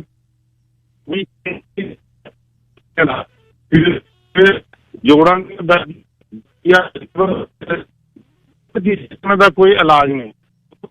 ਤਰੀਕੇ ਦੇ ਨਾਲ ਦੇ ਨਾਲ ਅਸੀਂ ਇਲਾਜ ਕਰਦੇ ਹਾਂ। ਸੋ ਮਰੀਜ਼ ਵੀ ਠੀਕ ਹੁੰਦੇ ਆ, ਅਸੀਂ ਵੀ ਖੁਸ਼ ਹੁੰਦੇ ਹਾਂ। ਅਸੀਂ ਇਹੋ ਹੀ ਅਰਦਾਸ ਕਰਦੇ ਹਾਂ ਕਿ ਸਾਡੇ ਕੋਲ ਜੋ ਜੀ ਆਵੇ ਸੋ ਰਾਜੀ ਜਾਵੇ। ਕਲਾ ਵਾਹਿਗੁਰੂ ਦੀ ਫਤਿਹ। ਲੈ ਕੇ ਤੁਹਾਡੀ ਫਿਰ ਹਾਜ਼ਰ ਹੋਵਾਂਗੇ। ਸੋ ਗਿੱਲ ਸਾਹਿਬ ਇਜਾਜ਼ਤ ਦਿਓ। ਸਤਿ ਸ਼੍ਰੀ ਅਕਾਲ। ਸਤਿ ਸ਼੍ਰੀ ਅਕਾਲ ਜੀ, ਧੰਨਵਾਦ। ਵੈਦ ਰੂਬਲ ਜੀ ਟਰੈਵਲ ਕਰ ਰਹੇ ਸੀ ਗਗਰੇਟ ਤੋਂ ਹੁਸ਼ਿਆਰਪੁਰ ਨੂੰ, ਤਾਂ ਪਹਾੜੀਆਂ ਦੇ ਵਿੱਚ ਕਿਤੇ ਨਾ ਕਿਤੇ ਆਵਾਜ਼ ਕੱਟਦੀ ਸੀ। ਉਹਨਾਂ ਨੇ ਦੱਸਤਾ ਸੀ ਅਗਲੀ ਵਾਰ ਨੂੰ ਉਹਨਾਂ ਨੂੰ ਕਿਹਾ ਕਰਾਂਗੇ ਵੀ ਇੱਕ ਜਗ੍ਹਾ 'ਤੇ ਖੜ੍ਹ ਕੇ ਗੱਲਬਾਤ ਕਰਿਆ ਕਰ। ਸਾਰੇ ਪਿਆਰ ਕਰਨ ਵਾਲਿਆਂ ਦੇ ਮੈਸੇਜ ਹਰ ਰੋਜ਼ ਆਉਂਦੇ ਨੇ ਸਮੇਂ ਦੇ ਲਈ ਵੀ ਸਮਾਂ ਘੱਟ ਆ, ਐਡਸ ਬਹੁਤ ਨੇ, ਵਕਤ ਨਹੀਂ ਮਿਲਦਾ। ਮੈਂ ਵੀ ਮਹਿਸੂਸ ਕਰਦਾ, ਪਰ ਇਹ ਮੈਨੇਜਮੈਂਟ ਦੇ ਡਿਸੀਜ਼ਨ ਨੇ। ਜਿਵੇਂ ਉਹਨਾਂ ਨੇ ਕੰਮ ਕਰਾਉਣਾ ਉਸ ਤਰ੍ਹਾਂ ਹੀ ਅਸੀਂ ਕਰਨਾ। ਕਰ ਰਹੇ ਹਾਂ ਇਹਨੂੰ ਕੋਈ ਰੀਸ਼ਫਲ ਸਮੇਂ ਦਾ, ਅਤੇ ਦੇਖਦੇ ਹਾਂ ਆਉਣ ਵਾਲੇ ਦਿਨਾਂ ਦੇ ਵਿੱਚ, ਕਿਉਂਕਿ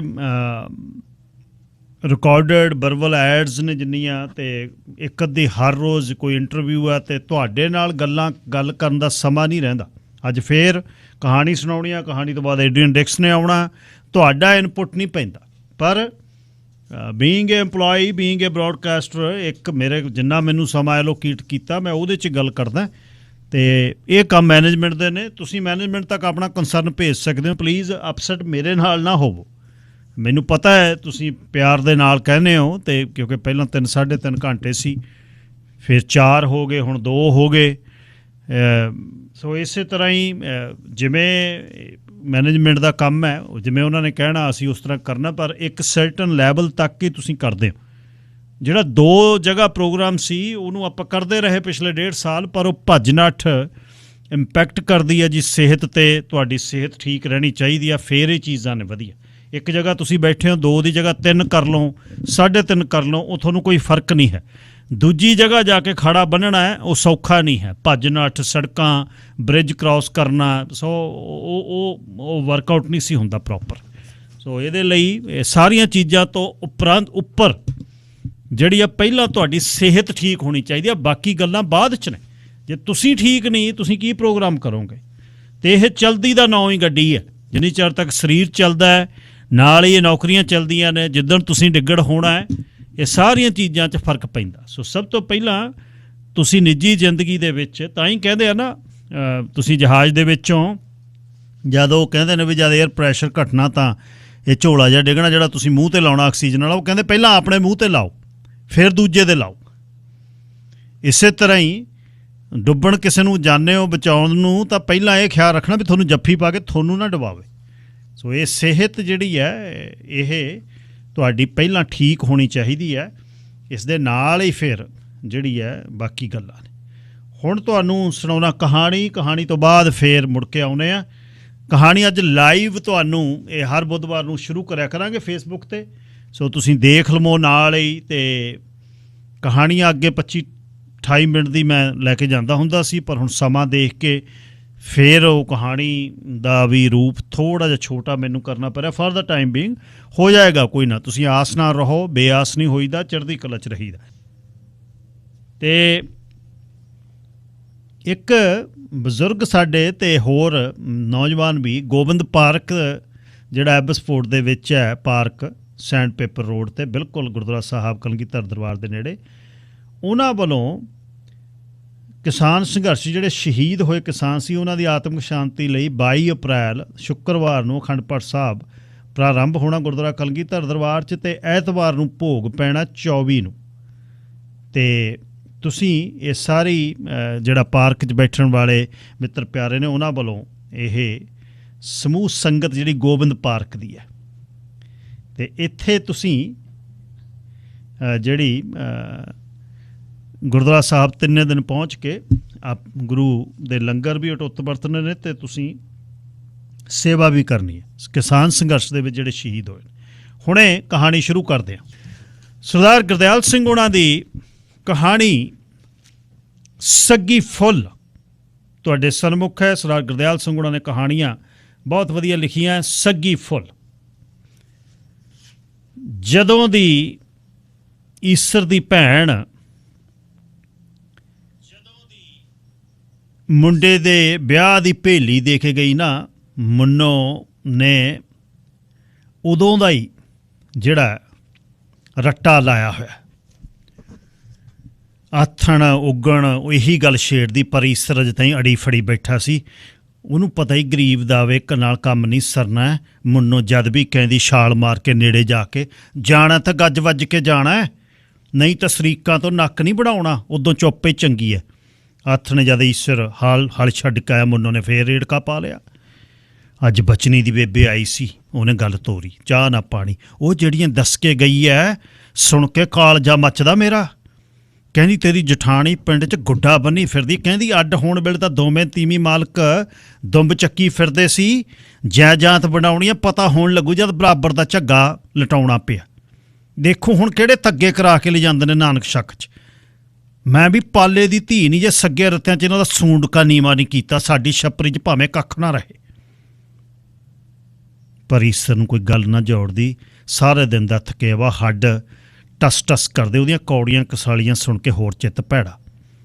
ਇਹ ਤਾਂ ਹੂਲਾ ਫੂਕਣਾ ਹੀ ਪਊ। ਮੁੰਨੋ ਨੇ ਗੱਲ ਹੋਰ ਪਾਸੇ ਮੋੜੀ। ਜੇ ਮਾੜਾ ਮੋਟਾ ਮੈਂ ਹੱਥ ਘੁੱਟ ਲਿਆ, ਕਲਮੂਹੀ ਨੇ ਸਾਰੀ ਉਮਰ ਮੈਨੂੰ ਨੈਣ ਕੇ ਮਾਰ ਦੇਣਾ। ਕੌਲੇ ਨਾਲ ਚੁੱਲ੍ਹਾ ਚੱਤੋ ਪਹਿਰ ਲਾਇਆ ਕਰੂ ਆ ਰਹਾ। ਉੱਧਰੋਂ ਤੇਰੀ ਭੈਣ ਬੰਨਿਓ ਵੀ ਡਰ ਲੱਗਦਾ ਹੈ। ਕੁਛ ਉਹਦਾ ਵੀ ਸੁਭਾਅ ਖਰਮ ਹੈ, ਕੁਛ ਇਹੋ ਜਿਹੀਆਂ ਦੀਆਂ ਸਿੱਖ ਸਿਖਾਈ ਹੋਰ ਬਣਾਊ। ਉਹਨੇ ਆਖਣਾ 4 ਛਿੱਲ ਲਾਉਣ ਦੇ ਮਾਰੇ ਘੇਸਲ ਵੱਟ ਗਏ। ਵੀ ਪਹਿਲਾ ਸਾਹ ਹੈ, ਲੈਣ ਦੇਣ ਤਾਂ ਜੱਗ ਤੇ ਬਣਿਆ, ਜਿਨ੍ਹਾਂ ਦੀ ਡੰਗ ਨਹੀਂ ਪੱਕਦੀ। ਇਹ ਮੌਕੇ ਤਾਂ ਉਹ ਵੀ ਭੈਣ ਭਰਾਵਾਂ ਤੋਂ ਮਗਰ ਨਹੀਂ ਰਹਿੰਦੇ। ਮੁੰਨੋਂ ਹਟਦੀ ਨਾ, ਬੋਲਦੀ ਈਸਰ ਚੁੱਪ ਰਹਿੰਦਾ। ਉਹਨੂੰ ਕਿਸੇ ਗੱਲ ਦਾ ਜਵਾਬ ਨਹੀਂ ਸੀ ਔੜਦਾ। ਸੋਚੀ ਪਿਆ, ਸਿਰ ਫੜ ਖੁਰਲੀ ਤੇ ਬੈਠਾ। ਮੁੰਨੋਂ ਤੋਂ ਘਰ ਦੀ ਹਾਲਤ ਗੁੱਝੀ ਨਹੀਂ ਸੀ। ਭਰਾ ਨਾਲੋਂ ਅੱਡ ਹੋਣ ਵੇਲੇ ਈਸਰ ਦੇ ਵਿਆਹ ਲਈ ਲਏ ਕਰਜ਼ੇ ਤੇ ਪਿਆ ਭਾਈ ਨੇ ਅੰਗੂਠਾ ਲਵਾਤਾ। ਈਸਰ ਦੀ ਭਰਜਾਈ ਨੇ ਤਾਂ ਭਾਂਡੇ ਚੱਕਣ ਦਿੱਤੇ, ਪੈਲੀ ਵੀ ਅੱਧਿਓਂ ਵੱਧ ਮਾਰੂ ਦੇਤੀ। ਕਰਜ਼ਾ ਵਧ ਗਿਆ, ਇਸ ਕਰਕੇ ਹੋਰ ਕੋਈ ਵਾਧੂ ਖਰਚ ਸਹੇੜਨ ਤੋਂ, ਫਾਹਾ ਲੈਣ ਤੋਂ ਈਸਰ ਡਰਦਾ। ਮੁੰਨੋਂ ਵੀ ਚਿੱਤ ਉਹਨੂੰ ਦੁਖੀ ਕਰਕੇ ਰਾਜ ਨਹੀਂ ਸੀ, ਪਰ ਜਠਾਣੀ ਦੇ ਤਾਨਿਆਂ ਤੋਂ ਡਰਦੀ। ਜੱਗ ਭਾਵੇਂ ਕਿਸ ਤੋਂ ਜਿੱਤਿਆ ਨਹੀਂ, ਪਰ ਨਮੋਸ਼ੀ ਝੱਲਣੀ ਔਖੀ ਲੱਗਦੀ ਸੀ ਉਹਨੂੰ। ਚੰਗਾ ਫਿਰ ਐਂ ਕਰ, ਈਸਰ ਦੇ ਨਾਲ ਖਹਿ ਕੇ ਬਹਿੰਦੀ ਮੁੰਨੋਂ ਨੇ ਕਿਹਾ, ਤੂੰ ਮੁੰਡੇ ਦੇ ਕੱਪੜੇ ਲੀੜੇ ਬਣਵਾ ਲੈ, ਹੋਰ ਸਾਰਾ ਮੈਂ ਆਪੇ ਸਾਰ ਲੂੰ। ਆਪੇ ਸਾਰ ਲੇਂਗੀ? ਈਸਰ ਨੇ ਮੂੰਹ ਚੱਕ ਕੇ ਕਿਹਾ। ਆਹੋ, ਮੈਂ ਆਪੇ ਸਾਰ ਲੂੰ, ਕੋਈ ਮਾਣ ਨਾਲ ਮੁੰਨੋਂ ਨੇ ਜਵਾਬ ਦਿੱਤਾ। ਉੱਠ ਕੇ ਆਪਣੇ ਕੰਮ ਲੱਗ ਗਈ। ਈਸਰ ਇਸ ਗੁੱਝੀ ਗੱਲ ਬਾਰੇ ਖਾਸਾ ਸੋਚਦਾ ਰਿਹਾ, ਕਿੱਥੋਂ ਸਾਰੂਗੀ। ਅਗਲੇ ਦਿਨ ਈਸਰ ਨੇ ਮੰਡੀਓਂ ਬੀ ਲੈਣ ਜਾਣਾ ਸੀ। ਤੁਰਨ ਲੱਗਿਆ ਤਾਂ ਮੁੰਨੋਂ ਨੇ ਹੱਥ ਮਾਰ ਕੇ ਝਾਤ ਵਾਂਗੂ ਉਂਗਲ ਹਿਲਾ ਕੇ ਅੰਦਰ ਸੱਦ ਲਿਆ। ਸੰਦੂਕ ਦੇ ਕੋਲ ਨਵੇਂ ਖੜਕੇ ਸੰਦੂਕ ਦੇ ਵਿੱਚੋਂ ਸੱਗੀ ਕੱਢ ਲਈ। ਫੜਾ ਕੇ ਖੋਪੇ ਦੀ ਠੂਠੀ ਵਰਗੀ ਸੱਗੀ, ਇਉਂ ਕਰੀ ਨਵੇਂ ਫੈਸ਼ਨ ਦੇ ਕਾਂਟੇ ਕਰਾ ਲਿਆਈ, ਜਿਹੋ ਜਿਹੇ ਹਰੋ ਨੇ ਬਹੂ ਵਾਸਤੇ ਕਰਾਇਆ ਤੀ। ਬਹੂ ਦਾ ਤਿਉਰ ਮੈਂ ਆਪੇ ਘਰੋਂ ਜੋੜ। ਈਸਰ ਨੂੰ ਜਿਵੇਂ ਸਖਤਾ ਮਾਰ ਗਿਆ। ਖਾਸਾ ਚਿਰੋਂ ਕਦੇ ਸੱਗੀ ਵੱਲ ਵੇਖੇ, ਕਦੋਂ ਮੁੰਨੋਂ ਦੀਆਂ ਅੱਖਾਂ ਵੱਲ ਦੇਖੇ। ਝਾਕਦਾ ਕੀ ਹੈ? ਗੱਲ ਦੀ ਕਾਹਦੀ ਨਮੋਸ਼ੀ ਹੈ? ਮੁੰਨੋਂ ਨੇ ਸੱਗੀ ਈਸਰ ਦੇ ਖੀਸੇ 'ਚ ਪਾਤੀ। ਆਪਦੀ ਇੱਜ਼ਤ ਪਾਸੇ ਲੋਕ ਦੇਹਾਂ ਵੇਚ ਦਿੰਦੇ, ਤਾਂ ਭੋਰਾ ਸਿਉਣਾ ਹੈ। ਜਿਉਂਦਾ ਰਹੇ ਮੇਰਾ ਸ਼ੇਰ। ਸਲੱਗ ਨਿਕਲਿਆ ਸੱਗੀਆਂ ਹੋਰ ਬਹੁਤ। ਹਲੇ ਮੁੰਡਾ ਗਢੀਰੇ ਨਾਲ ਮੱਖਣ ਵਿਹੜੇ 'ਚ ਖੇਲਦਾ ਫਿਰਦਾ ਸੀ। ਈਸਰ ਸੋਚੇ, ਕਦ ਮੱਖਣ ਜਵਾਨ ਹੋਊ, ਕਦ ਇਹਨੂੰ ਸੱਗੀ ਜੁੜੂ। ਈਸਰ ਨੀਵੀਂ ਪਾਈ ਖੜਾ ਰਿਹਾ। ਉਹਨੂੰ ਜਾਪਿਆ ਜਿਵੇਂ ਉਹਦੇ ਉੱਤੇ ਢਿੱਗ ਡਿੱਗਦੀ ਆ ਕੋਈ। ਸਾਹ ਘੁੱਟ ਗਿਆ, ਪਰ ਮੁੰਨੋਂ ਨੇ ਉਹਨੂੰ ਬਾਹੋਂ ਫੜ ਕੇ ਬਾਹਰ ਲੈ ਆਂਦਾ। ਬੂਹੇ ਤਾਈਂ ਛੱਡਿਆ ਹੀ ਤੁਰਿਆ ਆਉਂਦਾ ਈਸਰ ਜੱਕੋ ਤੱਕੀ ਮੰਡੀ ਦੇ ਰਾਹ ਪੈ ਗਿਆ। ਫਿਰ ਜਿੱਦੇ ਨਾਨਕਾ ਮੇਲ ਗਿਆ ਨਾ ਈਸਰ ਦੀ ਭੈਣ ਦੇ ਸਹੁਰੀ, ਉਦੋਂ ਮੁੰਨੋਂ ਧਰਤੀ ਤੋਂ ਹੱਥ ਉੱਚੀ ਉਤਰੇ। ਨਵੇਂ ਫੈਸ਼ਨ ਦੇ ਕਾਂਟਿਆਂ ਤੇ ਸੁੱਚੇ ਤਿਉਰਾਂ ਦੀ ਚਰਚਾ ਅੰਗ ਸਾਕ ਕਰ ਰਹੇ ਸੀ। ਕਹਿੰਦੇ ਨਹੀਂ, ਮੁੰਨੋਂ ਨੇ ਤਾਂ ਸਿਰੇ ਲਾਤੀ, ਜਠਾਣੀ ਦਾ ਸੂਟ ਕਾ ਵੜਤਾ। ਇੰਨੇ ਮਹਿੰਗੇ ਕਾਂਟੇ ਸਿਰੇ ਦੇ। ਜਠਾਣੀ ਜਿਹੜੀ ਕਦੇ ਠੂਹੇ ਵਾਂਗੂ ਟੱਪਦੀ ਫਿਰਦੀ, ਮੱਖੀ ਨਹੀਂ ਸੀ ਉੱਡਦੀ। ਜਠਾਣੀ ਨੀਵੀਂ ਹੋ ਗਈ। ਉਹਦਾ ਲਿਆਂਦਾ ਹੋਇਆ ਟੂਮ ਤੇ ਜਿਹੜਾ ਤਗਾਦਾ ਸੀ ਉਹ ਨੀਵਾਂ ਸੀ। ਮੁੰਨੋਂ ਮੁੜ ਮੁੜ ਜਠਾਣੀ ਵੱਲ ਝਾਕੇ। ਜਠਾਣੀ ਅੱਖ ਨਾ ਉੱਚੀ ਕਰੇ। ਜੰਝ ਤੋਰ ਕੇ ਮੇਲਣਾ, ਜਦੋਂ ਮਿਲਣਾ ਗਿੱਧਾ ਪਾਉਣ ਲੱਗਿਆ, ਮੁੰਨੋਂ ਨੱਚਣ ਲਈ ਆਪੇ ਵਿਚਾਲੇ ਜਾ ਖੜੀ। ਆਪੇ ਉਂਝ ਵੀ ਨਾਨਕਾ ਮੇਲ ਸਭ ਤੋਂ ਛੋਟੀ ਉਮਰ ਦੀ ਸੀ। ਰੂਪ ਵੀ ਅੱਜ ਉਹ ਤੇ ਧਰਮ ਨਾਲ ਲੋਹੇ ਦਾ ਚੜਿਆ, ਲੋਹੜੇ ਦਾ ਚੜਿਆ। ਪਤਾ ਨਹੀਂ ਕਦੇ ਲੱਗਦੀ ਸਿਰਕੇ ਰੰਗੀ ਸੀ, ਕਦੇ ਪਿਆਜੀ ਰੰਗੀ ਲੱਗਦੀ। ਮੇਲਣਾ ਨੇ ਗਿੱਧਾ ਸ਼ੁਰੂ ਕੀਤਾ। ਕੇਰਾਂ ਦਾ ਮੁੰਨੋਂ ਦੀਆਂ ਗੱਲਾਂ ਸੰਗ ਨਾਲ ਉਹਦੀ ਹਵਾ ਪਿਆਜੀ ਸਿਰਕੇ ਵਰਗੀਆਂ ਹੋ ਗਈ। ਨੀਵੀਂ ਪਾ ਲਈ, ਪੈਰ ਦੇ ਗੂਠੇ ਨਾਲ ਧਰਤੀ ਖੁਰਚਣ ਲੱਗੀ। ਪਰ ਬਿੰਦਕ ਪਿੱਛੋਂ ਅੱਡੀ ਗਿੱਧੇ ਦੀ ਤਾਲ ਨਾਲ ਵੱਜਣ ਲੱਗੀ। ਸਾਰੇ ਅੰਗ ਪਾਰੇ ਵਾਂਗੂ ਥਿਰਕਣ ਲੱਗ ਗਏ। ਸਿਰਕੇ ਦੀਆਂ ਪੰਨੀਆਂ ਕੰਨੀਆਂ ਫੜ ਕੇ ਜਦ ਉਹਨੇ ਗੇੜਾ ਦਿੱਤਾ ਨਾ, ਲੱਕ ਸੱਪਣੀ ਵਾਂਗੂ ਸੱਤ ਵੱਲ ਖਾ ਗਿਆ। ਉਹਦੀ ਅੱਡੀਆਂ ਦੀਆਂ ਵਿਹੜੇ 'ਚ ਪੰਜੇਬਾਂ ਦੇ ਘੁੰਗਰੂਆਂ ਦੇ ਨਾਲ ਸ਼ਰਾਟੇ ਪੈਣ, ਐਂ ਲੱਗੇ ਜਿਵੇਂ ਕਿਤੇ ਸੱਪ ਫਨੀਅਰ ਆਉਂਦਾ। ਗਿੱਧਾ ਪਾਉਂਦੀਆਂ ਮੇਲਣਾ ਦੇ ਹੱਥ ਅੰਬ ਚੱਲੇ। ਮੁੰਨੋਂ ਗੇੜੇ ਨਾਲ ਗੇੜਾ ਦਵੇ, ਹਟੇ ਨਾ। ਗਲੀ 'ਚ ਪਿੰਡ ਦੇ ਗੱਭਰੂਆਂ ਦਾ ਖਾਸਾ ਇਕੱਠ ਹੋ ਗਿਆ। ਉਹ ਗਿੱਧਾ ਪੈਂਦਾ, ਮੇਲਣਾ ਗਿੱਧਾ ਪੈਂਦਾ, ਨਾਨਕਾ ਮੇਲ ਵਾਲੀਆਂ ਆ ਗਈਆਂ। ਗਿੱਧੇ ਦੀ ਲੋੜ 'ਚ ਮੇਲਣਾ ਦੇ ਨੇੜੇ ਹੋ ਗਏ। ਮਿੱਤਰਾ ਰੰਨ ਦੀ ਅੱਖ ਵੇਖ, ਨਗਾਂ ਗੂੰਦਕਦੀ ਹੈ। ਇੱਕ ਨੇ ਦੋਨਾਂ ਹੱਥਾਂ ਨਾਲ ਪਰਨਾ ਸੂਤ ਕਰਕੇ ਗੱਭੇ ਜੇ ਨੂੰ ਕੀਤਾ ਮੱਥੇ ਤੇ। ਗਿੱਧੇ ਵਾਲੀ ਦੇ ਨੇੜੇ ਆਏ ਦੋ ਗੱਭਰੂਆਂ 'ਚੋਂ ਇੱਕ ਨੇ ਨਾਲ ਦੇ ਨੂੰ ਕਿਹਾ, ਕੀ ਪੁੱਛਦਾ? ਪਰ ਜਾ ਕਿਤੇ ਉੱਚਾ ਸਿਰ ਕਰਕੇ ਸੱਗੀ ਪਾਈ ਹੁੰਦੀ ਤਾਂ ਮਾਤੜ ਛੜਿਆਂ ਦੇ ਆਹੂ ਨਾ ਲਾ ਦਿੰਦੀ। ਉਹਨੇ ਮੁੱਛ ਘੁਮਾ ਕੇ ਮੂੰਹ 'ਚ ਪਾ ਕੇ ਮੁੱਛ ਚੱਬੀ। ਗੱਲ ਤਾਂ ਤੇਰੀ ਪੱਕੀ ਐ। ਪਹਿਲੇ ਨੂੰ ਉਹਦੀ ਗੱਲ ਦਾ ਹੰਗਾਰਾ ਭਰਿਆ। ਕੱਲੇ ਫੁੱਲ ਤਾਂ ਉਹੀ ਬਛਰੂ ਦੇ ਸਿੰਗਾਂ ਵਾਂਗੂ ਲੱਗਦੇ ਆਲੇ ਦੁਆਲੇ ਟੰਗੇ ਹੋਏ, ਕਿਉਂਕਿ ਮੁੰਨੋ ਨੇ ਸੱਗੀ ਤਾਂ ਵੇਚਦੀ ਸੀ। ਆਲੇ ਦੁਆਲੇ ਦੇ ਫੁੱਲ ਜਿਹੜੇ ਚਾਂਦੀ ਦੇ ਹੁੰਦੇ ਨੇ, ਉੱਪਰ ਸੋਨੇ ਦੀ ਝਾਲ ਹੁੰਦੀ ਹੈ, ਪਰਤ ਚਾੜੀ ਹੈ, ਉਹ ਪੱਤਰਾ ਚਾੜਿਆ ਉਹੀ ਲਮਕਦੇ ਸੀ, ਸੱਗੀ ਹੈ ਨਹੀਂ ਸੀ। ਗੱਲ ਕੱਲੇ ਫੁੱਲਾਂ ਨੇ ਤਾਂ ਜੱਟੀ ਦਾ ਰੋਪ ਗਾਲਤਾ। ਇੱਕ ਨੇ ਤਾਜ਼ੇ ਫੇਰੇ ਮੋਚਨੇ 'ਚੋਂ ਗੱਲ ਜਿਹੜੀ ਚਮਕਾਈ, ਪਰ ਉਹ ਰੱਬ ਨੇ ਰੂਪ ਦੇਣ ਵੇਲੇ ਭੋਰਾ ਸੂੰਪਣਾ ਨਹੀਂ ਕੀਤਾ। ਜਿਵੇਂ ਕਿਤੇ ਵਿਹਲੇ ਬਹਿ ਕੇ ਘੜੀ ਹੁੰਦੀ ਹੈ, ਕਿਤੇ ਤਥਾ ਨਹੀਂ ਛੱਡੀ। ਜਮਾ ਹੀ ਅੰਦਰ ਦੇ ਖਾੜੇ ਦੀ ਪਰੀ ਲੱਗਦੀ ਹੈ। ਕਤਾ ਕਰਾਈ ਪਈ ਹੈ ਧਰਮ ਨਾਲ। ਉਹਦੇ ਮਨ 'ਚ ਉਹਦੀ ਘਰ ਵਾਲੀ ਸੋਹਣੀ ਨਹੀਂ ਸੀ, ਉਹਦੇ ਕਰਕੇ ਉਹਦਾ ਮੂੰਹ ਕਸੈਲਾ ਹੋ ਗਿਆ, ਜਿਵੇਂ ਮੂੰਹ 'ਚ ਮਿਰਚ ਪਾਈ ਹੁੰਦੀ।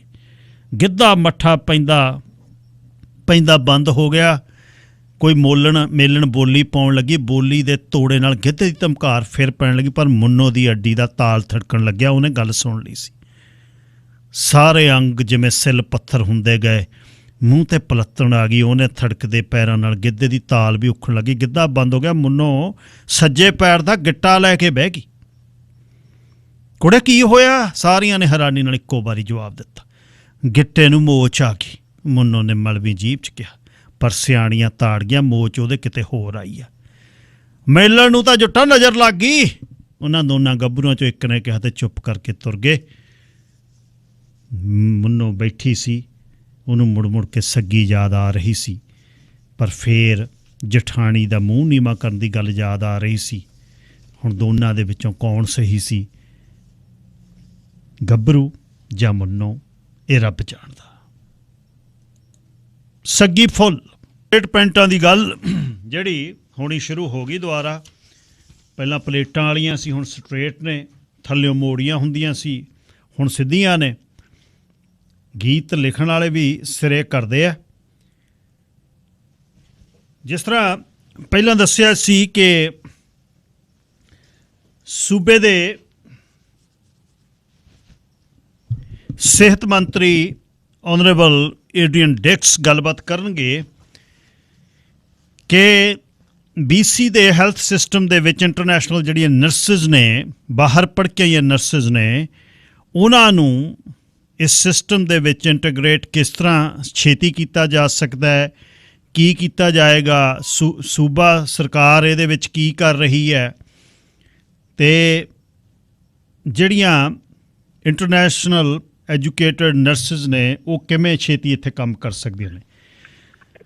Mr. Dix, good morning. Good morning. How are you? Very good. How about yourself? I couldn't be better. You know, it's my birthday. Oh, very best wishes. Happy birthday to you. Hey, thank you very much. Thank you very much. And I'm on the show. It's going to be fun. How are you doing? Very good. Always enjoying my time on radio. Give so much spice in it. Politics, world politics, and stories, gossips, and what's happening in Surrey. You know better than me. You are very enriched in Surrey.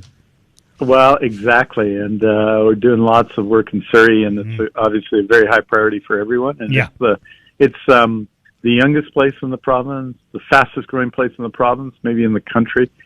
And so all that's really exciting. I would prefer a little less spice in politics internationally. I think we need a little period of more boring politics, unfortunately. All of the terrible things in Ukraine and different parts of the world right now that we're dealing with, in addition to the pandemic, of course. Yes, that's... Minister, so every second day or third day, I used to discuss healthcare services, specifically in Surrey, you know, so dense populated city, about 700,000 or 800,000. We are officially at 650 plus, and there's work permit holders and international students. So altogether 800,000. So always we discuss about the waiting time in Surrey Memorial Hospital. Obviously, you are building a new hospital, and I'll get to that after. Let's start with the... It's big, actually, it's very big subject about the international graduates, specifically international medical graduates.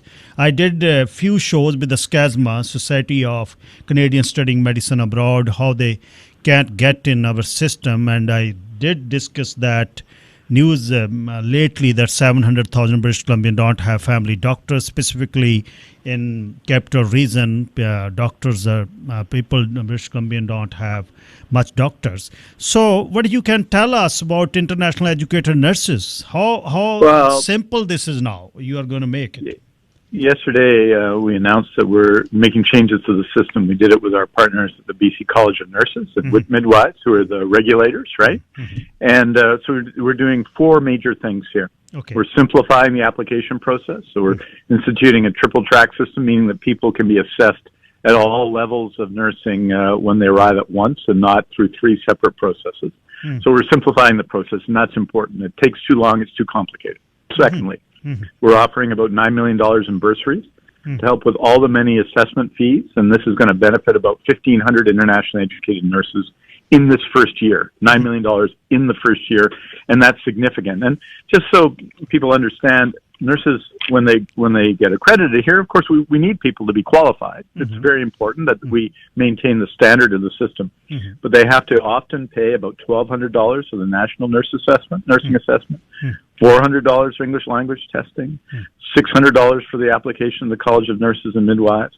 All of these costs add up, and they're a real burden for people who are, after all, moving the country, probably don't have a lot of money, but they have skills. Yes. And so we're establishing scholarships. Thirdly, we're creating new navigator positions to assist people both in getting in navigating this assessment and licensing process and getting work. And that's through Health Match BC. We're doing that so that in addition to these things, people get help. They don't have to navigate the system, which is complicated on their own. So that's 3 things. And then fourth, a refresh marketing campaign to let people know about this and to promote BC as a place for internationally educated nurses. We need more nurses. Right? They're essential to our healthcare system at every level, from primary care to acute care to all the work we're doing in supported housing, mental health and addictions care. Everywhere we need nurses, and I think we need to make it easier for nurses to get their credentials in Canada so that they can practice and provide care to patients. And that's what yesterday was all about. And we're going to need a lot more in future. We talk about Surrey all the time. Yes. Surrey is today the youngest community in BC. But Surrey is going to age out over the next 15 years and become average in that way. Younger people are going to get older, right? Yes. And that means that many of the people who are nurses today are going to be retiring. We see more than half of the positions we're going to have to fill in the next 10 years are not adding to the system. They're replacing people who are retiring through and that's a normal process, right? But it's a real stress on the system because as the population ages, so does the population of nursing of health professionals. Yes. So all of these things are critical, and I think we talk about doctors, but I'm telling you, when we talk about making it easier for nurses and recruiting nurses, one of the groups of people that most supports that, of course, are doctors themselves. Yes. When I look on infrastructure, specifically, I do appreciate your efforts of scanning and all these. You did lot. There's no doubt. Still, you're doing a lot. But if you look on the infrastructure, say the community clinic, building is there, nurse is there, but doctor is not there. Who have little pain, who have little cut, they are all going to emergency. The flu, someone have breathing problem, they end up in the emergency, waiting there 5-6 hours. Why don't we get doctor also streamlined so they can sit? The doctor who was doing all surgeries, having 10-15 year experience in back country, they're all international medical graduates. They end up here on the taxi or Uber driver or security. Is there anything you have in mind so you can streamline them too? We can, and we're looking at that. There's 2 things I'd say. One, that in the pandemic, primary medical care has changed, right? Where it's much more virtual now, much more on the phone or on the computer. That's what it's been in the last 2 years because of COVID-19, right? Yes. And so that's been puts a little bit of pressure on our emergency room because some people need to see someone in person. Yes. And that's not anyone's fault. That's the pandemic. That's the virus's fault. In addition, in Surrey, we've added 2 urgent and primary care centers, and they have been used to an exceptional degree, right? So those are people who are going to the appropriate level of care. Thirdly, in Surrey, we're providing, and this is important, a nurse practitioner-led clinic, in Cloverdale, which is also very successful, very important. And we're working with the doctors to build out primary care networks, to build out team-based care around Surrey. So all of those things we're doing. And in the hospital, you talk about the hospital, one of the big challenges in hospitals is what I call people who end up being stuck on the wards, because the challenge in the emergency room, we're doing more efficient emergency care than we've ever done before. More patients go through and everything else. Our doctors and nurses are exceptional. But when someone needs to be admitted into the hospital, there needs to be a bed on the ward. If there's not a bed on the ward, then they're stuck in the emergency room, and the emergency room becomes full, right? And so part of that work is better primary care, and that's what we're working on. And that means increasing staffing in primary care. It's also improving long-term care, so that people, when they sometimes have to be discharged, not back home, but to long-term care, and we need those beds available. One of the important things we're doing in Surrey, as you know, is a partnership with PICS that you're well aware of to build more culturally appropriate long-term care beds. PICS has a great assisted living home in Surrey. Yes. But we don't have long-term care in that system. So having them do that's going to add beds to our system. So we need to do all of those: better primary care, better long-term care, better services in the community, and all of those help us in the emergency room. And of course, in Surrey, we're building another hospital. We've added to the emergency room and ICU in Langley, added and improved it at Peace Arch. Obviously doing work at Royal Columbian, because some people go there from North Surrey. So all of those things are things we're doing right now to address some of these problems. But I absolutely acknowledge that these are serious problems that we have to do a lot more work on. And that includes making it easier for people to work here. And not just doctors and nurses, but health sciences professionals and physiotherapists and radiation, and people who do tests of various kinds, diagnostic testing of various kinds, whether it be MRI or others. Yes.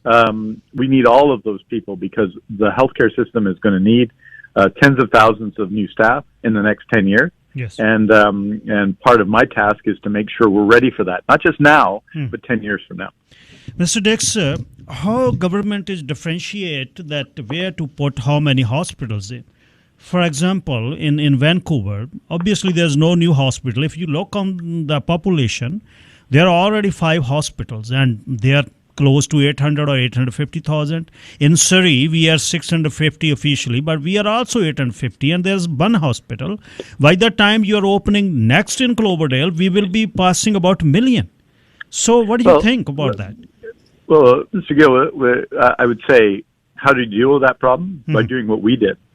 I mean, I don't want to make a political comparison here, but you'll remember that the Liberal Party, land was purchased by the NDP for a new hospital in Surrey, and they sold the land. They sold the land. Yes. They sold the land. Yes. And we're building a second hospital in Surrey. Yes. Most of the hospitals you're talking about, Vancouver General Hospital, St. Paul's was built in the 19th century, all right? Obviously. University Hospital, they're all there. They're already there. If we were starting and building a new children's hospital today, and we didn't have one, we'd build it in Surrey, because there are more children in Surrey than there are in Vancouver, right? That would be, but the hospital's there, right? And so if we have a hospital, we're not going to replace the ones we have in Vancouver, which serve a lot of people from Surrey, by the way, and Burnaby and Prince George and everywhere else. Those are some of our major tertiary hospitals. So what we're doing to address the situation in Surrey is building a second hospital in Surrey, right?